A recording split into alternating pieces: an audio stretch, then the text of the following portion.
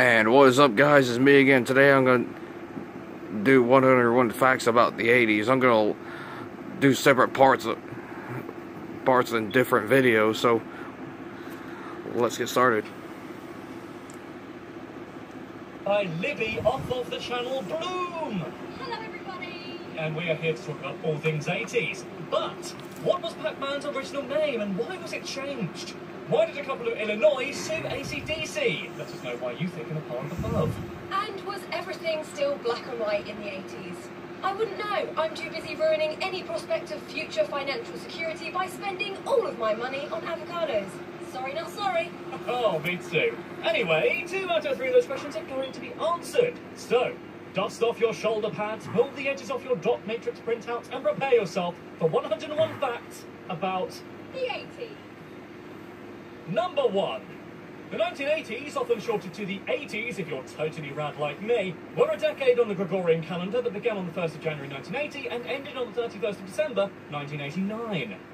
Number 2.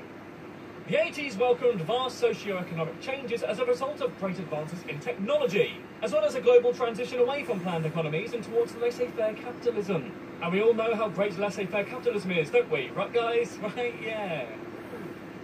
Number 3.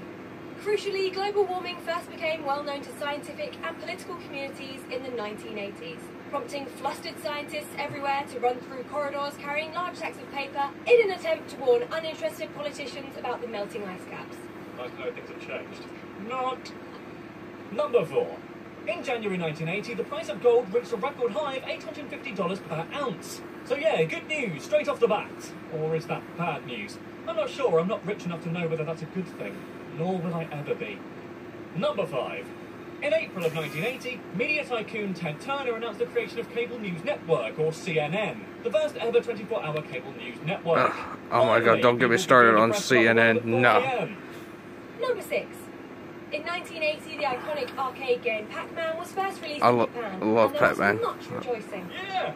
Developed by Namco, the game was originally going to be called Puck-Man, but it was changed when someone realised that you can easily vandalise the P in Puck to change it to, well, no. Number 7. Though the sticky bits of paper were invented a few years before, Post-its were first released nationwide in the US in 1980. From there, the yellow squares took over the world, allowing people everywhere to make themselves look busy and useful by sticking them all over their computers. Number 8. The first Rubik's Cubes appeared in Western stores in 1980, having already become successful in their native Hungary. They still have those. Beervish Kotska, aka Magic Cube. And no, not the Tesseract, you big nerds. Number 9. 1980 also welcomed the first ever 1GB hard drive. They cost a staggering $40,000 and were about 230 kilograms. That's almost as much as Yo Mama! Ah, oh yes, a Yo Mama joke. So early in the video. It's a good day for Sam. Number 10. In 1980, the US chose to boycott that year's Summer Olympics. Why, I hear you ask? Well, they were in Moscow that year, and the Soviet Union had decided to invade Afghanistan in support of the country's communist government's fight against the Mujahideen rebels. Dozens of other countries joined America, totaling 66 nations who refused to take part. Number 11. The following Summer Olympics in 1984 were held in Los Angeles, California. Welcome everybody to the Wild Wild West. Unsurprisingly, the Soviet Union boycotted it. We never expected international politics to be this petty, but hey, it was the 80s. Number 12. In 1980, the United States was gripped by the most deadly heat wave in the nation's history. At its most extreme, the American city of Dallas, Texas, reached a record temperature of 45 degrees Celsius, or 113 Fahrenheit, on 3 consecutive days. The heat wave and resulting drought had an estimated economic cost of up to $20 billion, which is roughly $60 billion in today's money, and claimed at least 1,700 lives. Number 13.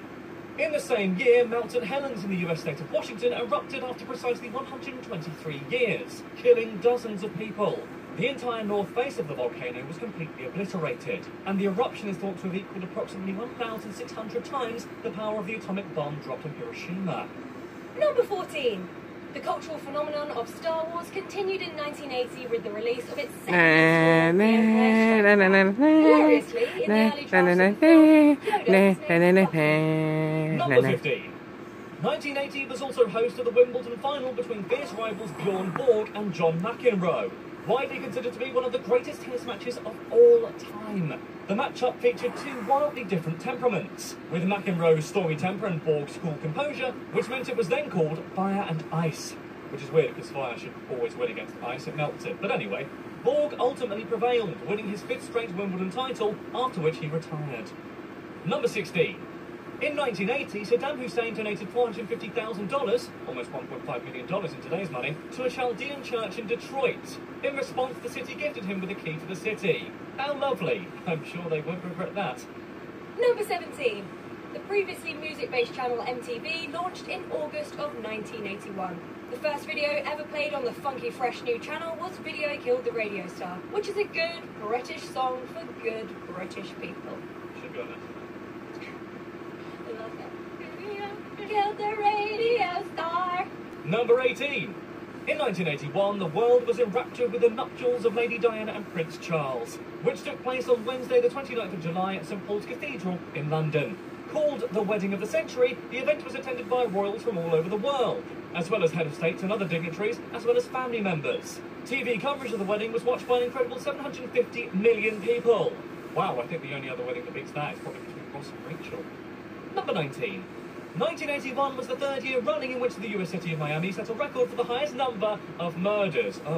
That year, 621 people were murdered, half of which were drug-related. There's a reason why Grand Theft Auto Vice City was based on the place. The trend was so extreme that the Dade County Medical Examiner's Office was forced to rent out a refrigerated trailer from Burger King to deal with the sheer amount of bodies. Oh my God, I didn't think that. That's fake blood, by the way. 20. In March of 1981, the 40th POTUS, Ronald Reagan, was almost assassinated outside the Washington Hilton Hotel. The perpetrator, John W. Hinckley Jr., fired 6 shots, all of which missed Reagan. Hinckley was found not guilty by reason of insanity after it emerged he was carrying out the shooting in an attempt to impress actress Jodie Foster, with whom he was obsessed. I mean, some people say I'm obsessed with Jennifer Lawrence, but I wouldn't assassinate a US president for her. Probably. Number 21. Though the first verified case of HIV dates all the way back to 1959, 1981 saw the outbreak of HIV in the United States. Soon after, it was linked to acquired immune deficiency syndrome, or AIDS. Though the epidemic raged for several years, especially among gay men, President Reagan wouldn't address the disease publicly until 1985, a decision now widely attributed to homophobia. Number 22. In 1981, an American couple sued the Australian hard... So I'm going to pause it right here. So I hope you enjoyed this video. Please leave a like. Don't forget to subscribe to my channel. Follow me on Amino and TikTok. And I'll see y'all next video.